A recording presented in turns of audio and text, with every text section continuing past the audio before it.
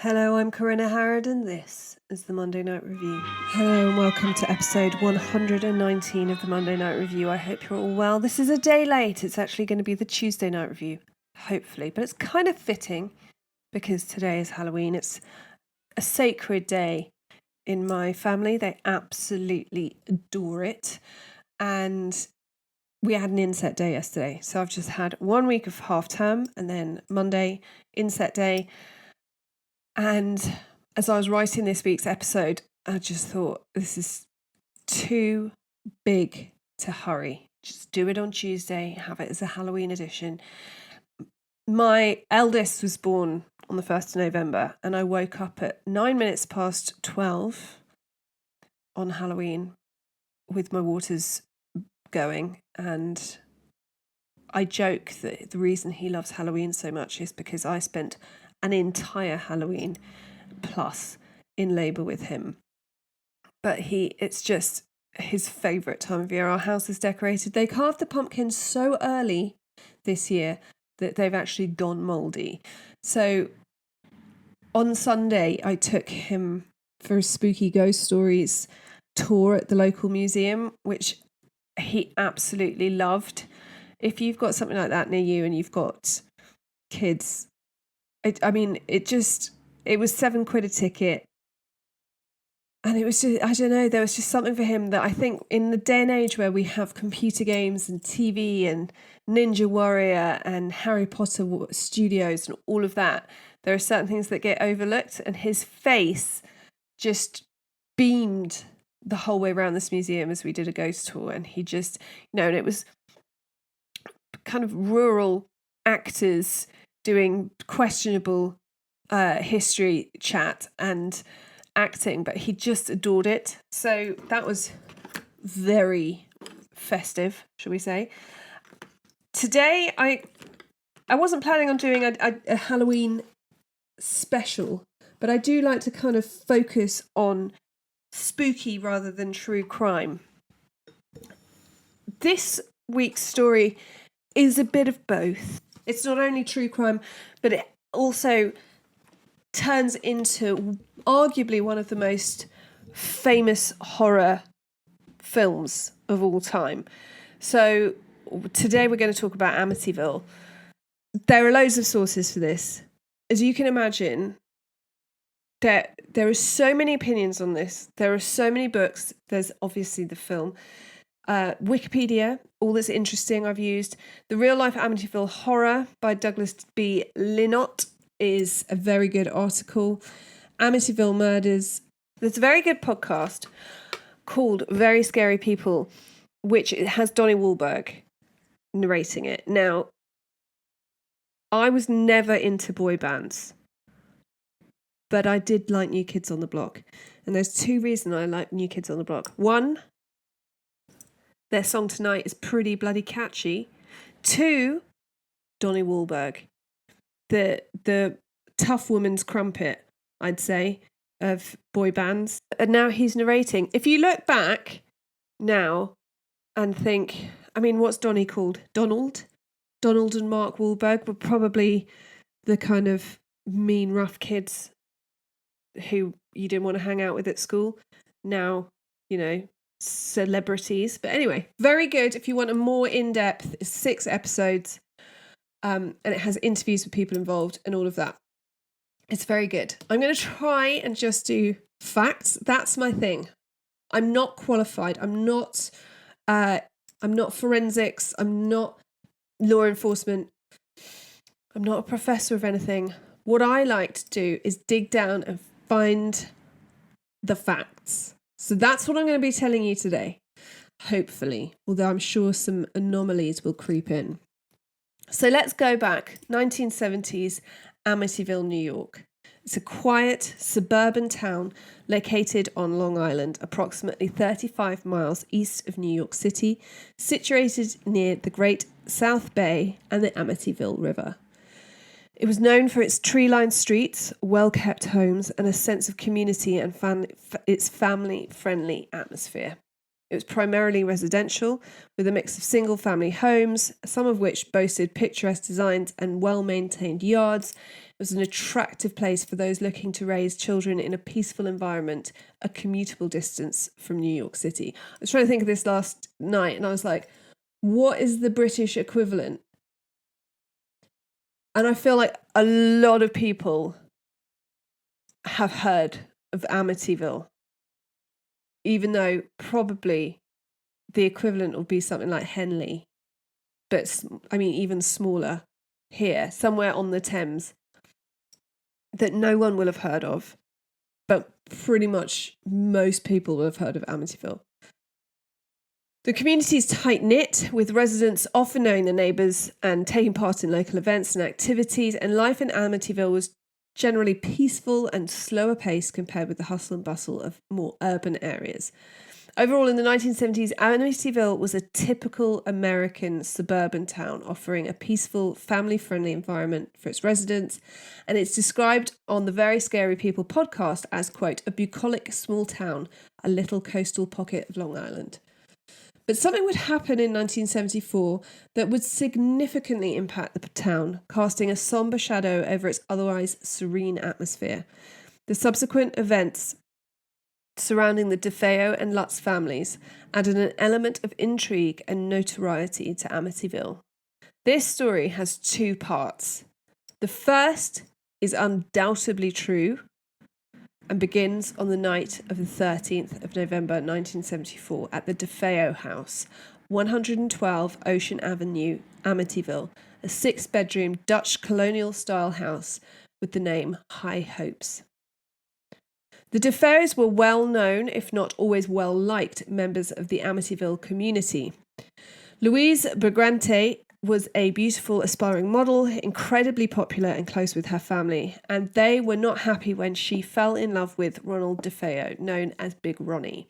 He was crude and obnoxious and not really what you wanted your daughter to marry, especially when she was at one point stepping out with Mel Torme. They had, as the name of the house would say, they had high hopes for her, and she ends up with this attractive, I believe, but rather brash man, and they marry.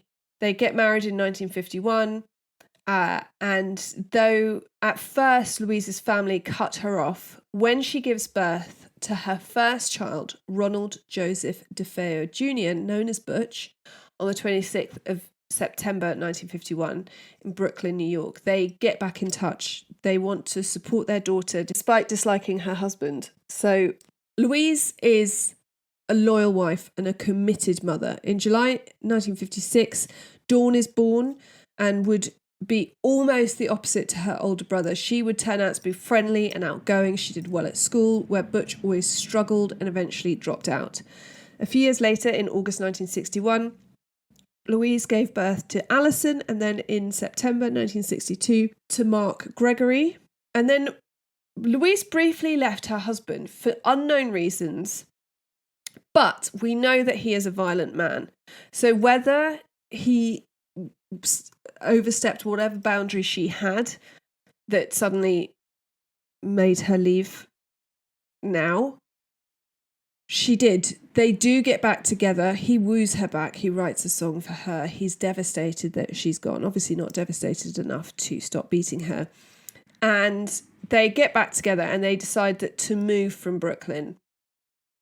And her parents buy them a house in Amityville, this lovely house. And not long after, their youngest child, John, is born in October 1965. Big Ronnie was a violent man, violent to his wife and all his children, though his oldest son often bore the brunt of his anger. Louise's brother, Michael Brigante Jr., told of an incident he witnessed when Butch was just 2 years old. He said, quote, "We were all sitting down in the basement watching TV, and I don't know, the boy had done something. All of a sudden he stood up, the father, and just pushed the boy this way into the wall. The boy banged his head or part of his shoulder or something." One of Butch's earliest memories is his dad throwing him across the room. So from an early age, Butch is beaten, and though I believe he hits all the kids, I do think it's Butch and Louise who take the brunt of it. Despite the violence at home, the DeFeo siblings got on and were your average white middle-class family living in the suburbs. They were wealthy but didn't flaunt it, and they were partly wealthy because of Louise's parents. They had pool parties and they had friends over, and it was seemingly fairly normal, though Alison struggled most with her parents' behaviour, saying she didn't have friends around because the fighting and loud ways of her father, she just found it very difficult. And lots of people said, it was so much fun until Big Ronnie turned up, and then the atmosphere changed. And I don't think necessarily the atmosphere changed in a way that he was violent while people were there, but I think he just was so dominating and so controlling and so present that it could feel quite oppressive. As the oldest son, the pressure on Butch to excel was high, and he did not. He was bullied for being fat at school, and then this led to him taking speed to try and lose weight when he was a teenager, which in turn led to him taking other amphetamines, then LSD, and then he started taking heroin regularly and drinking heavily. He was arrested for grand larceny for stealing an outboard motor, and though he wouldn't look for trouble, he didn't run away from it either. Butch was his mother's pride and joy, but she would turn a blind eye to all the violence from his father and didn't seem really to try and keep him on the straight and narrow. She said to one of her friends, "Butch is trouble." And this would cause a real problem in the family, is that even though we know that at some point Louise had left Big Ronnie, she took his side.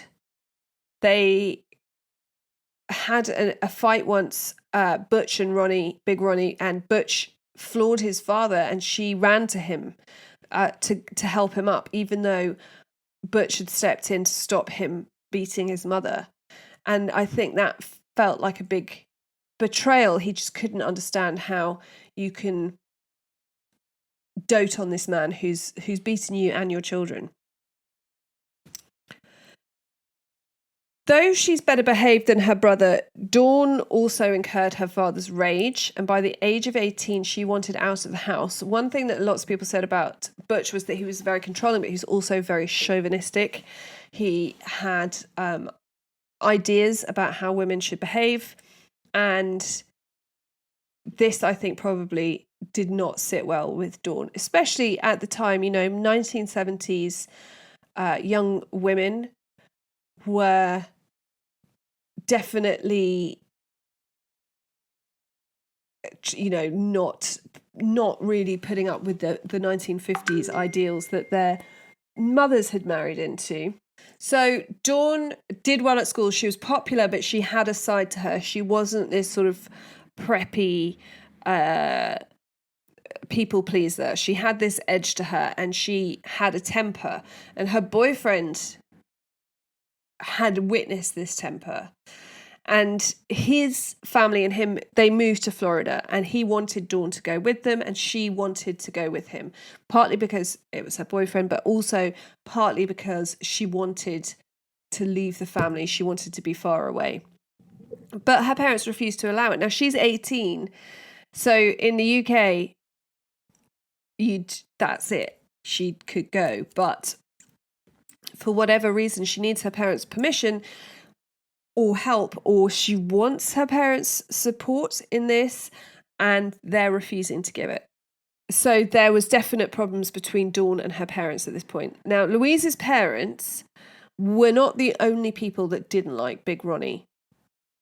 He's been described as controlling and chauvinistic, and he's known to be violent. Louise was seen with the evidence of his violence on her, and he was just not pleasant to be around. And some think that this was partly to do with the fact that his father-in-law pays for everything. His father-in-law loves his daughter, loves his grandchildren, doesn't want them to be without, and so funds things. And he funds things in the Big Ronnie's life as well. So Big Ronnie believes that they should all have family portraits painted. I mean, they are questionable portraits, I have to say. He thinks that this is what the family should have, and this is funded by his father-in-law. His father-in-law also gives him a job and eventually gives Butch a job. And because of this, people believe that it caused Ronnie to be sort of larger than life and loud and controlling and in charge and throwing his weight around, because to make up for this being under his father-in-law's thumb almost. Now, Butch lived in Brooklyn, but he would occasionally come home to stay at home. And on the evening of the 13th of November 1974, there are varying accounts of what happened in the days leading up to it and on the night of the 13th. What we do know is on the night of the 13th, 23-year-old Butch DeFeo ran into Henry's bar in town at the end of his road. He's driven there and says, "You got to help me. I think my mother and father are shot." Now, his best friend's there and a group of people, regulars, he knows them well. And they go back to the DeFeo house.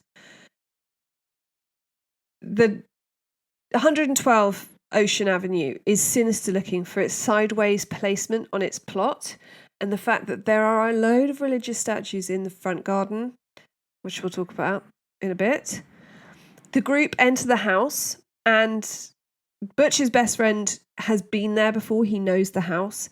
So he goes up to the master bedroom where Butch has said his parents are. And I think probably everyone thought they're asleep or they're ill or, But they do indeed find Ronald Sr. and Louise DeFeo dead. And they search the other bedrooms and they find all 4 of Butch's siblings also dead. They've all been shot. Now, Joe Yeswit, a friend of Butch's, calls the police, and Officer Kenneth Gusky was the first on the scene. He found 43-year-old Ronald DeFeo Sr. and Louise DeFeo, also 43, and 4 of their 5 children, 18-year-old Dawn, 13-year-old Allison, 12-year-old Mark, and 9-year-old John, have all been shot with a 35 caliber lever-action Marlin 336C rifle, and eventually they would put an approximate time of death at about 3 o'clock that morning. They're all found in their beds. The children were killed with 1 shot each, the parents with 2 shots. They're all found lying face down. Now, there are so many questions about these murders. And one of them is, why is everyone lying face down? Were they drugged? There was no evidence of them being drugged and all of this. I think that it probably just means they knew what they were about to happen to them, or they knew who it was. They're sort of resigned to what's going to happen. And it's noted, Mark, who is 12, had recently suffered a football injury that it meant he was using crutches and a wheelchair. It was a serious injury and had required him to sleep on his back. So it was very noticeable that when he's found, he's lying on his front. So one of the question marks over this is, how did no one hear the shots? And they're all found lying on their fronts. So that means they weren't woken up. It means they were shot in their sleep, but it doesn't mean that at all. If Mark had been shot in his sleep, he would have been lying face up. The girls seem to have got the worst of it, Alison and Dawn. They are shot in the neck and the face. There's blood and brain matter all over the beds and the walls. It's particularly brutal. They find no weapon on the premises. Butch, when the police are there, is outside in the front garden crying. He's hysterical and he's taken by the police. He's convinced that it's a mob hit. And so because he's in such a state and because he's convinced it's a mob hit, the police take him in. They need to be able to keep an eye on him. They need to speak to him. He's the only surviving member of the family. We would later find out that at the time, Butch DeFeo is carrying a handgun that he is able to dispose of by pushing it down the back seat of the police car that he travels in, which just gives you an idea in the 70s of, I just don't think that would happen now. We almost too much searching going on. But he was able to just get in the back of the police car without being searched and dispose of his gun. And for the first 12 hours, Butch is really cooperative. He talks, he answers questions, and then he goes to sleep. So he's cooperative, he's helping everyone, he goes to sleep in a cell. He wakes up to the police reading him his Miranda rights, and he's told that he's officially a suspect in the murder of his family. So one thing that is consistent about Butch DeFeo is his inconsistency. He's all over the place. Sometimes he's putting down members of the family, saying they're not close, he didn't really like them. Other times he's crying, he's desperate, he can't bear to be without them. The whole town of Amityville is completely shocked by what has happened.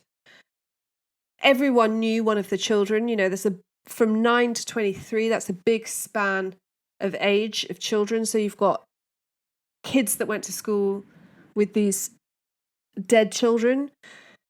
For the whole family to just be wiped out in their beds is terrifying. And they have a funeral, and for everyone, just seeing those 6 coffins there, 3 large and 3 small, is just so horrifying. Now, Butch isn't allowed to go because the police say they want to keep an eye on him. They're still using the fact that he says it's a mob hit kind of as an excuse to keep him. He's given the name. He says that he thinks it's a mob hit by Louis Fellini. Now, Fellini's a well-known mob hitman. And, it's not unlikely. If I was in this position in my town in Hampshire and said it was a mob hit, it's pretty unlikely. A Brooklyn family in the 70s, it's more likely that they could have a link to the mob. So they're looking into this, but they know that something's a little off. When the police look into Fellini, he has an alibi. But while they're doing this looking, they discover loads of links, not only between the DeFeos, but also the Briganti, Louise's family, and the mafia. So both Big Ronnie and Louise's father bragged about their mob connections to people. It was not a secret. In the 70s, New York, there's mob hits going on. It's a legitimate threat. And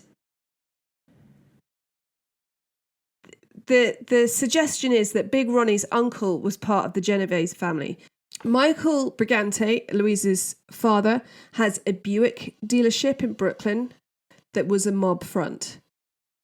Michael hired Big Ronnie to run the service side of the shop, and in November 1974, so before the murders, the police had been interested in what was going on at the dealership. There was a rumour going around that Big Ronnie was skimming money from the dealership and that Brigante was thinking of closing it. So not only are the police sniffing around, there are new laws in place about, being fronts for the mob, and police were really cracking down. But also, you don't want the mob to hear that you're skimming money off the top. And this was causing problems for Michael Brigante. So Big Ronnie's in charge of doing the ledgers, and quite often he would take them home and cut them, mess them up to make them look, juggle the numbers to make it look like it was okay. So not only has his father given him a job, and then given Butch a job eventually as a mechanic, but Big Ronnie's causing trouble for him there. Big Ronnie is skimming money off the top. of an area that he knows the mafia are involved in. Now, Big Ronnie is a complicated character. He also believes that he has ESP. He would wake the family in the middle of the night because he felt there was a tsunami coming. He would get them to evacuate the house. He would say that there were voices telling him to get up and move the family out of the house, which they would do. A tsunami never did hit. And although they were a religious family, they were Catholics. The family went to church every Sunday. But one day Butch had a revelation that he was one with St. Joseph. And this led him to start corresponding with a priest upstate who was clearly a con man, but who sort of encouraged Ronnie's belief that he was St. Joseph. And so in front of the house, Ronnie started to put up loads of Catholic statues. And one of these was a statue of St. Joseph cradling the baby Jesus. And Big Ronnie would come out and pray in front of this statue at all times in all manners of dress. So it was not unusual to go past the DeFeo house and see Big Ronnie outside praying to a statue of St. Joseph in his underwear. And his wife would come out and ask him to come in and put some clothes on, and he would say he was going to hit her. You know, it was a strange house. People were aware of it. It wasn't sort of on the outside a really happy home, and then once it became revealed that he was abusive, everyone was surprised. It was genuinely kind of all out with the DeFeos. So, as I said, Butch also worked at the dealership as a mechanic. And just before the DeFeo family murders, $20,000 disappeared whilst Butch was in charge. Now, he said he'd been mugged for the money and then suspiciously got a new wardrobe. And it just was making life very difficult for his grandfather. And because of all of these links and this goings on and everything, it made it not unlikely that Big Ronnie could have been better off out of the way. However, organised crime does not condone the killing of kids. It really doesn't like the killing of women. So for many people, including the police, probably, it was a non-starter. So although they checked it out, the person named by Butch had an alibi, and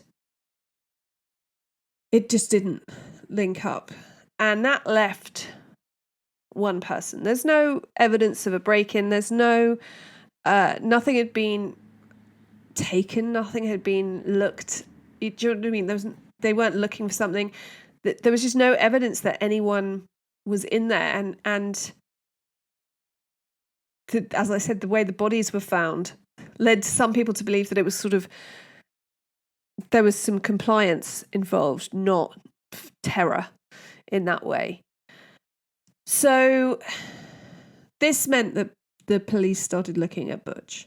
Now, this is where it gets all over the place, because really we have Butch DeFeo's statements and they change all the time. His stories are all over the place. Now, he said that he'd been trying to contact his parents at home all day on the 13th. So we know that they probably died at around 3 a.m. on the morning of the 13th of November. He said he'd been trying to contact his parents all day, but hadn't been able to get hold of them. He had seen that their cars were home, so that he knew they were home. He was sort of in and out to the bars and seeing people, and made a real point of saying that he was trying to contact his parents and he couldn't get through to them, and the car's there, and he was going to have to get a hold of them somehow. And he talked a lot about it. But he's forgotten his key, his house key. So he has to break a window to get in, which he does. What we find out later, and I cannot, again, this is another version from Butch, is that on the 12th of November, there was a drama at the house.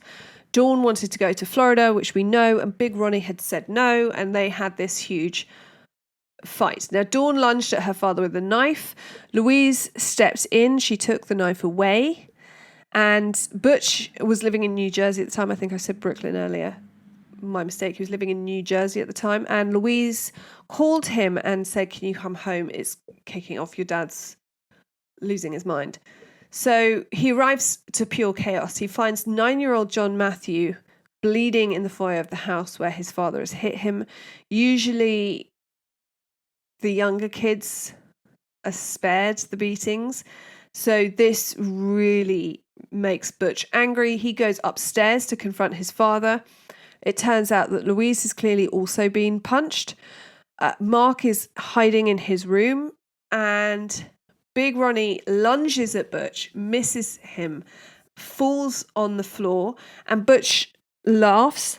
But Louise goes to take care of him. She is upset that he could have hurt himself.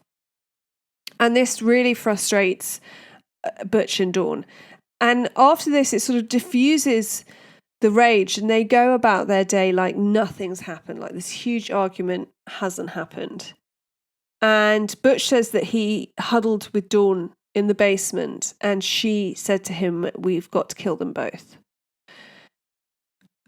Butch also said that he'd overheard his parents talking about having Dawn committed to an institution to prevent her from going to Florida, which is a horrible thought because it could absolutely happen.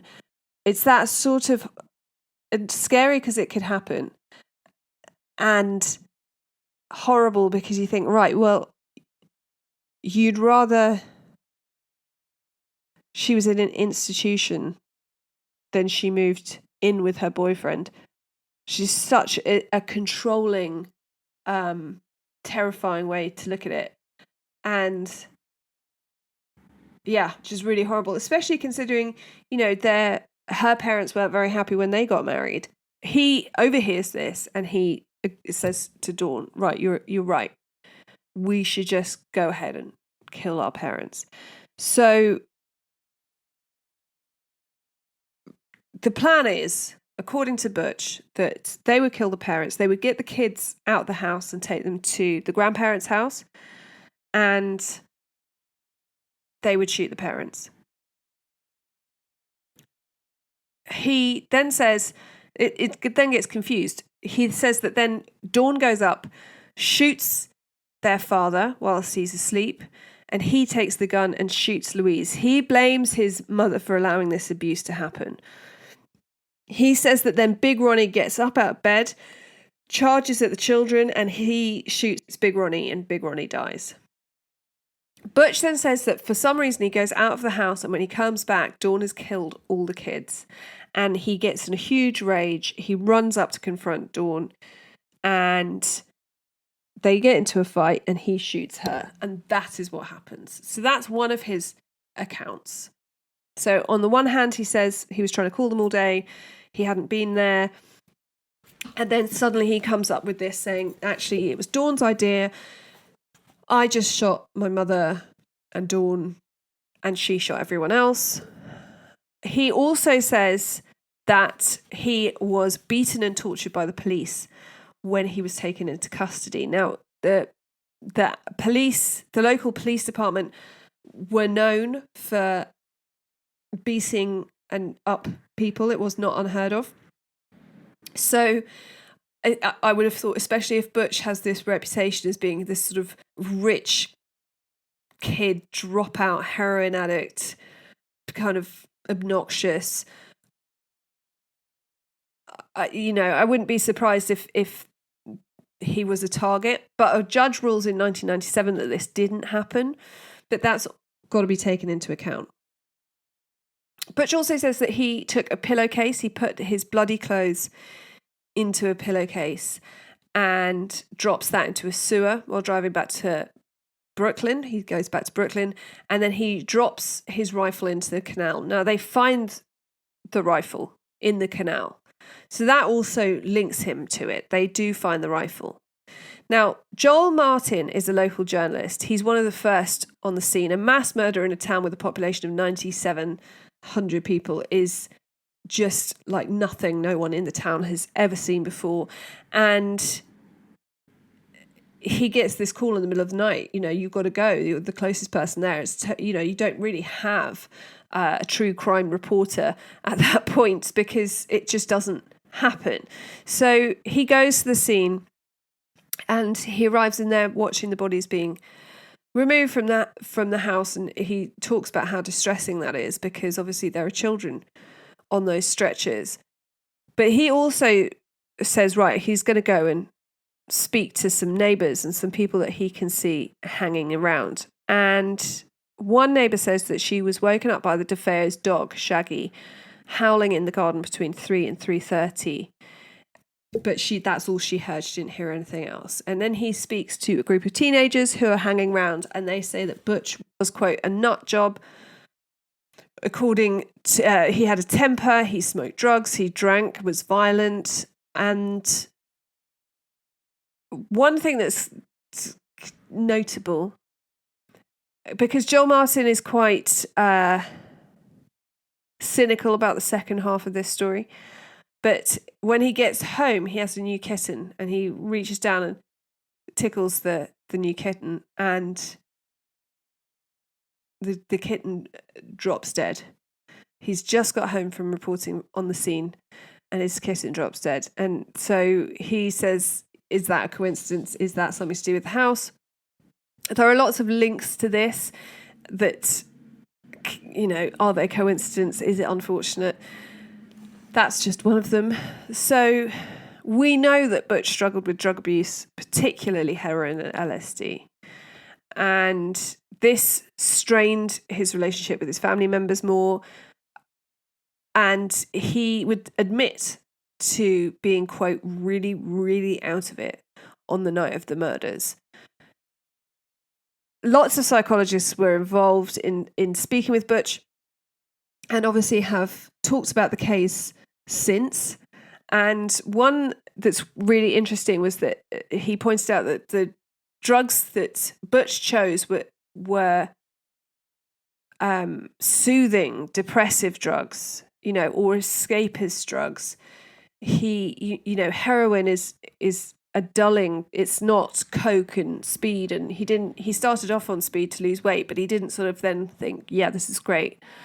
I want to be hyped up all the time. It's more of a dulling, depressive feel that he wants. And this psychologist suspected that Butch, having been sort of thrown against walls and beaten from such an early age, could have caused him brain damage while his brain was developing. So it wasn't a sort of sudden noticeable change like we think brain damage is, but a more subtle form. He could also have PTSD, which can dull the emotions and make you emotionally callous, which he is. He talks about his siblings with a callousness and a hostility.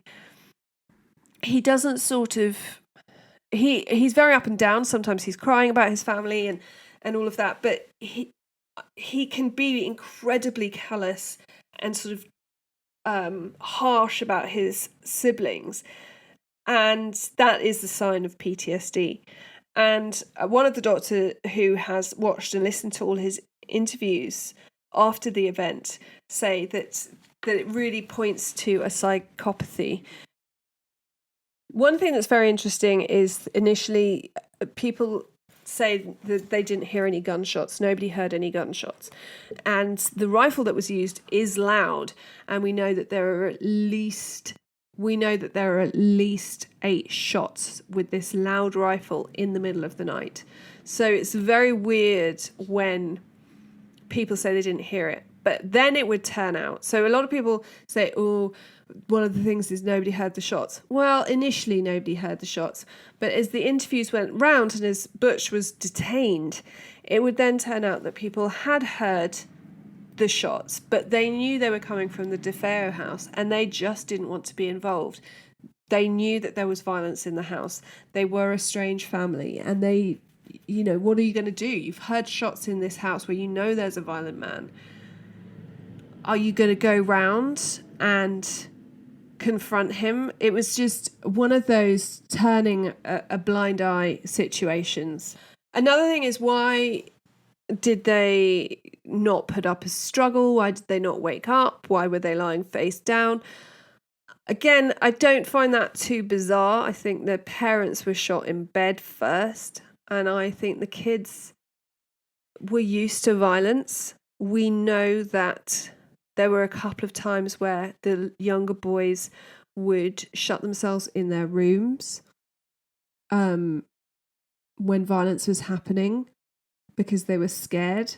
So I think it's quite likely that when they heard the shots, if it woke them up, which it probably did, they stayed in their rooms. And I think if your brother comes in with a gun and tells you to lie down on your face, you probably do it. There's probably some hope for you that your brother's not going to, it's not going to happen. So for me, I think it points more towards it being Butch or being a family member that did this to anything else. I don't think it's so sinister that they were all lying on their face. I think if your big brother tells you to lie down on your face, you lie down on your face. Butch goes to trial. On the 16th of November, there's an arraignment. When they do arraignments in America, it's one murder that they'll bring up, even if there's loads. So he is charged with the murder of 9-year-old John. And during the medical exam, during the arraignment, they do a medical exam just as part of the deal. So this is the 16th of November. This will happen on the 13th of November. They found bruising throughout his body, which the judge said was evidence of him fighting with his father. Could be evidence, I would say, of rich kid going to prison. I don't know, but we know that there were bruises found. And then he waits for his trial. And the trial is nearly a year later, on the 14th. Nearly a year later, in October 1975. And obviously it's complicated. And one thing that makes it a lot more complicated is Butch. Butch is not an easy man, and he falls out with all of his lawyers. So he keeps falling out with lawyers and firing them, and eventually he settles on William Webber, who is the only one that Butch gets on with, and he says that they're going to go for the insanity plea. Butch has, whatever is going on, and in a moment of insanity, he picks up a gun and he kills his family. Dr. Schwartz describes, is there to describe Butch as a paranoid psychopath. And Butch is disengaged throughout, but the argument doesn't seem to hit well with the jury. He just doesn't. Quite often Butch will argue against them. He'll say, "No, I'm perfectly in my right mind." So he's really not helping himself. They're trying to say there was this moment of madness. They've got a doctor saying that he's a paranoid psychopath. But at the same time, he's saying, no, I knew exactly what I was doing. And he sort of semi-confesses, but then takes it back. And it's just a bit of a mess for the defence. And the trial goes on for 7 weeks. During the trial, he threatens to kill his aunt and the assistant district attorney, which isn't a good look.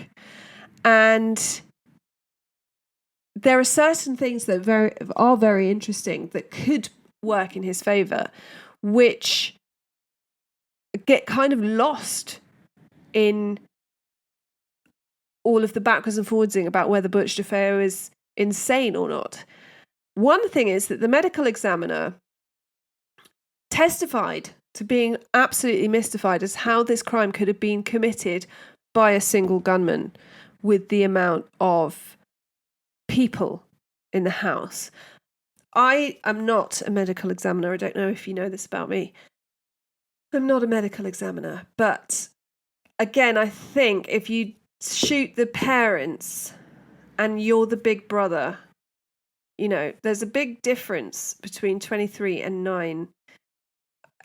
I think they must know that all the bullets come from the same gun. So I just feel a bit like, for me, I can imagine him being able to do it.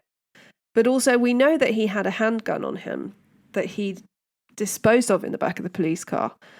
So if there was someone else there, he could have been making them stay still by threatening them with his handgun whilst the other person shoots them. But it's very interesting that the medical examiner says, I do not understand how this crime can be committed by a single gunman. And that kind of gets lost. So Butch is backwards and forwards. He's all over the place. He won't give Weber or the prosecutor a straight answer about what happened that night. And he then admitted to killing them all. He said, quote, "It all happened so fast. Once I got started, I couldn't stop. It all happened so fast." Butch DeFeo's trial revealed a troubled family dynamic. Butch claimed that he was driven to commit the murders due to a combination of drug abuse and ongoing family conflicts. And one thing that really clinched it for the jury is their dog. So they have a dog called Shaggy, who's an old English sheepdog, and Butch hated this dog, hated the dog, and abused it, and the dog hated him. Big Ronnie loved the dog and was so afraid that Butch was going to do something to the dog, and I already think that's quite telling. My kids love our dogs, but if my kids didn't love our dogs, I wouldn't worry about them abusing or doing something to the dog. So I think that's quite interesting anyway.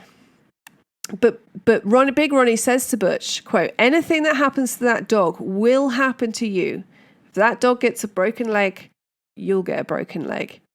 And the fact that the dog was outside and tied up pointed to many on the jury that Butch was quite clear on his intentions for what he wanted to do that night. He knew that if he started harming the family and the dog was in the house, the dog was going to attack him. And so he put the dog outside. However, we know that the dog quite often was tied up outside because it wasn't fully house trained. So I don't think it's unusual for the dog to be tied up outside. I also wonder, he didn't just shoot the dog. He didn't like the dog.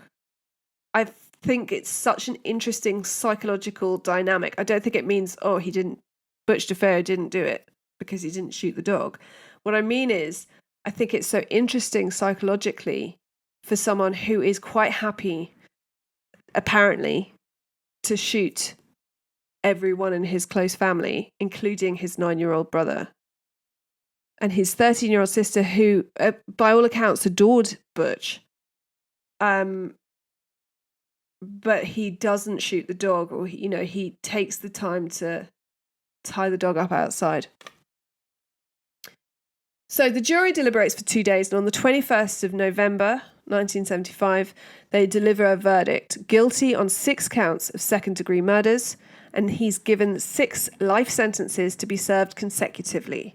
The judge advised that he's never to be approved for parole, though Butch would repeatedly seek parole, sometimes admitting to the murders, sometimes saying that he was innocent. And the longer he's in prison, the more his story changes. Now, it's one of those things that people say a lot, especially those of us who are not in any way professional. But people who lie change their stories. People who tell the truth don't change their story. And I think that's true to a certain extent, but I think what's so annoying about this is that Butch just changes his story throughout from the get-go. There's no consistency in his lying at all. And his grandfather, Michael Bugan Sr., hires Herman Race, a former New York City supervising police detective, to investigate the murders. He believes that Butch had not acted alone. His grandson is therefore taking the fall for something that he was involved in, but was not all his doing. Now, Race eventually uncovers evidence that shows there were multiple gunmen, or at least 2 guns used during the commission of the crime. During a private court hearing and at the trial, Race's findings are corroborated by the prosecutor and the medical examiner, who, as I said, is astonished that one man can be the sole gunman. And this sort of fits with every now and again when Butch says, Dawn did it. Dawn did it. Butch always maintains that he shoots Dawn. He never flip-flops on that. But he maintains quite often that Dawn killed everyone else. Now, Butch would later tell author Rick Osuna that he, Dawn, and 2 of his friends were in the basement of the DeFeo house getting high on the night of the 12th. Sick of her parents' violence and control, Dawn suggests to Butch that they take the other kids to the Brigante home and then kill their parents. Now, Butch initially says no, but as the drugs and the night wears on, Butch decides to go with his sister's plan. He and the friends then go to the parents' room, shoot the parents, and then one of the friends wants out, runs off, and Butch chases them and says, you got to stay and help us with the cleanup. When he gets back to the house, Butch finds that Dawn has killed all the children. And he confronts her and they fight over the gun and he shoots her. Butch gives the name of the 2 men. And as far as we know, they were questioned. One is in witness protection, and the only thing we know about it is that they're in witness protection for something that happened at Amityville, but we don't know what. And the other died in 2001, having refused to be interviewed by anyone. Interestingly, the lab report on Dawn DeFeo's clothes show that she had some unburnt powder particles on her nightdress, meaning she could have fired a gun. It was the difference is it's unburnt. So if you are shot and you have powder, obviously that powder is going to be burnt. But if you're firing the gun, you get powder that's not burnt. So again, I have problems with this. They say Butch says they spent the evening in the basement getting high. Is she doing that in her nightie? When they go upstairs to kill the family, does she suddenly say, wait a minute, I need to go and put my nightie on? I would say, for me, the gunshot, the unburned powder on the nightie points more to she wakes up because she hears the noise and goes and tries to stop him shooting her siblings. And so is sort of standing behind him, and that's how she gets the powder on her. I just don't get an 18-year-old girl getting high in her nightie, for me. I mean, obviously, had they been like, we went into the house at 2 a.m. and got high in the basement, yeah. But as from what Butch is saying, it was a all evening thing. Butch would also say that Dawn was jealous of Alison, quote, she hated her. And so he said, Dawn shot the parents, shot Alison, and then shot the 2 boys because they were there as witnesses. And, they've got Butch in prison. They sort of have, Dawn is dead. They have the law have no interest kind of in delving any deeper. Ronald Joseph DeFeo Jr. would spend the rest of his life in prison and dies in 2021 of natural causes, but the story doesn't end there. Very interesting to note that although we have Big Ronnie saying that he hears voices and all of that, nobody has mentioned the house being haunted. Nobody. That is until the next family move into 112 Ocean Avenue. Now, 13 months after the DeFeo murders and after Ron DeFeo Jr.'s trial, the house is put on the market. And Kathy and George Lutz are newlyweds, and they are living with her children, 3 children. They're both divorced, and she has 3 children from her first marriage, and they buy this house. They're aware of its dark history. It doesn't bother them. It is priced because obviously it's got a hit that, 12 months previously, a whole family were gunned down in the house. So it's their chance to be able to afford this dream home and start their life together. It's this beautiful home, and the murders don't bother them. They move in December 1975, and they buy a lot of the furniture that the DeFeos had in the house already, including the beds in which the kids were murdered, which I find very weird. I think I'd rather my kids slept on the floor. I'd buy them, if I couldn't afford new beds, I'd buy them mattresses. I don't know. I find that very weird. I think a lot of people find it very weird. But, they're paying around $81,000 for this is in the 70s, for a house with a pool. It's got 6 bedrooms. It's in a lovely town. It's got a boathouse onto the river. But their time in the house is short-lived and filled with terrifying experiences. When they move in, Father Pecoraro arrives to bless the family's new home, and he's there the day they move in, and he goes into the house to begin the ritual blessing while they unpack the moving van, and he is sprinkling holy water and saying prayers, and he goes upstairs to the second floor room and enters the northeast bedroom, which had been Mark and John DeFeo's bedroom. As he sprinkles holy water around and recites a prayer, he hears a loud male voice saying, "Get out." He also feels like he's been physically slapped around the face.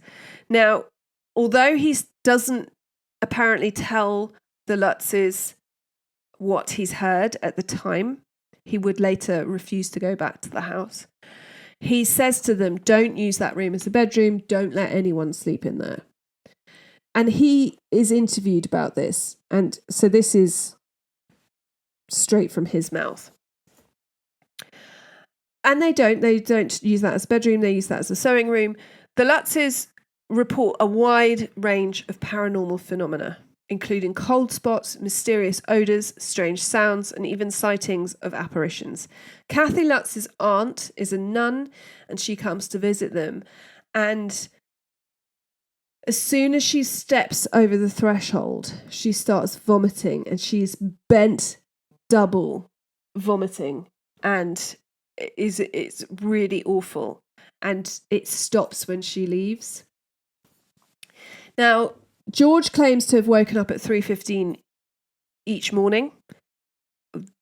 This is then said to be the time of the DeFeo murders, which becomes a significant element in their account when they tell people, though in reality the coroner hadn't been able to give a time of death. We think it was 3 to 3:30, and this was in the papers. This wasn't something that was secret.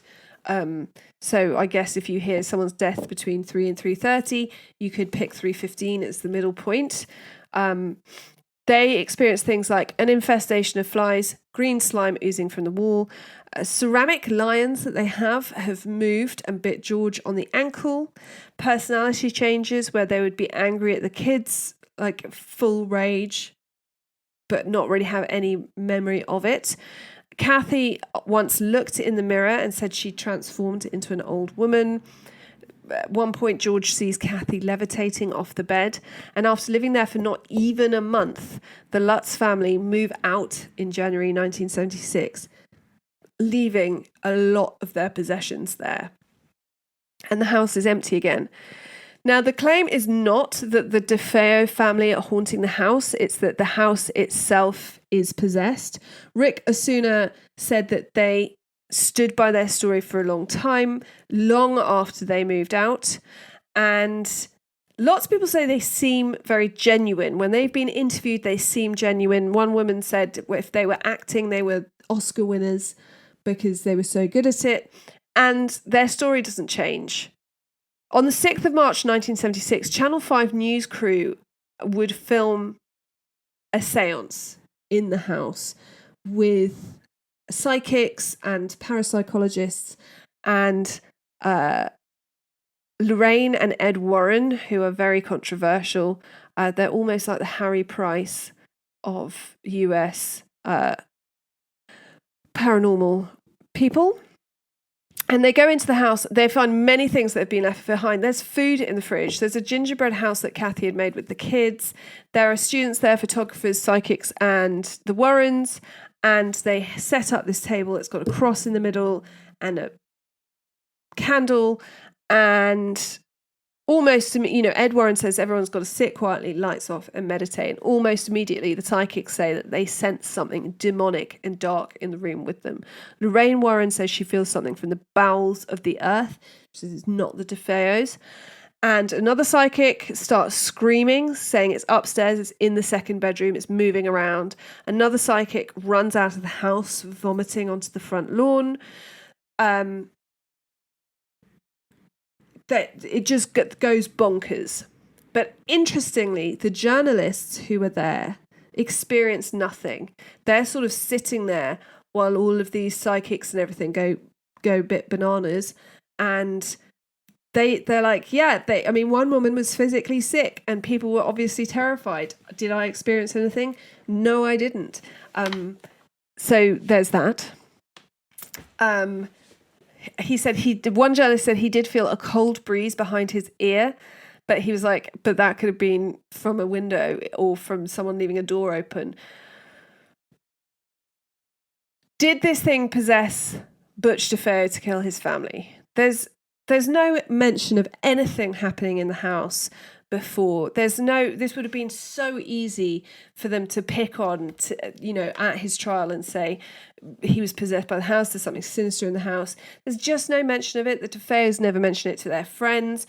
No one's ever heard of the house being haunted or a presence or anything. The Lutz's account of their experiences formed the basis of Jay Anson's best-selling book, The Amityville Horror, which was published in 1977, which sold over 3 million copies and then went on to become the world-famous film that you've probably all heard of.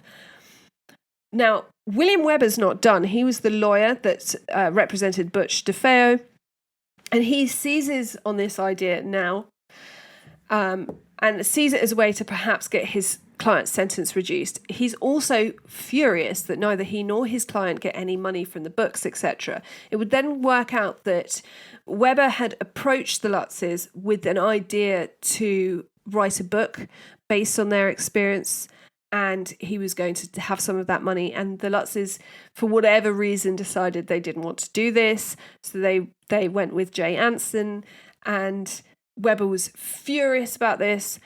He would go on to say that they made it all up. He said that he and George Lutz had one too many bottles of wine one night and came up with the idea of having this house as a haunting. They would be able to sell a book. They'd make money that way. George Lutz would be out of his unfeasibly high mortgage that he was having to pay and all of that. And he says this all on a radio show with Joel Martin, who is a journalist, and this recording has strangely been lost. So that's very weird. He sues the Lutzes about this book deal. They settle out of court. So Weber's there. He's got his fingers in these pies. The Lutz's story has been met with skepticism and controversy. Critics and skeptics have raised questions about the authenticity of their claims. Some believe that they'd fabricated the story for financial gain and to escape the mortgage they couldn't afford. But why would they make this up?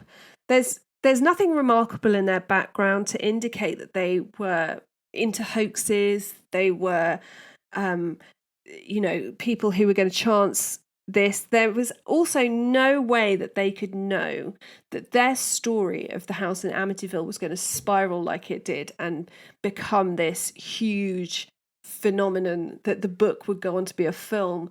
They can't predict that. Also, some say that it was a bid to escape their mortgage. Surely they'd lose money by leaving. I don't know how mortgages work in America in the 1970s, but if I upped and left my house now, I would still be paying a mortgage on it until I sold it and someone else paid the mortgage on it. So essentially I'm paying a mortgage on a house I'm not living in. The mortgages don't disappear, but also you're making your house harder to sell. Saying that your house is so terrifying to live in that you leave in under a month doesn't make it more appealing. Yes, some people would be more intrigued by it, but lots of people would not touch it with a barge pole. So I do find the Lutz's motivation for making this up very confusing. I think leaving your home, leaving a lot of property in your home, and that doesn't sit right. And I think the idea that you've lived somewhere for 3 weeks and then you realise you can't pay the mortgage, so you leave, that just doesn't work for me. To this day, the Amityville house continues to be a subject of debate and intrigue, with some considering it one of the world's most haunted places, others thinking that it was just this unfortunate house where a terrible murder happened. The true nature of the events that transpired within its walls remain a mystery. If you say Amityville, this is all people think about. The house is still standing.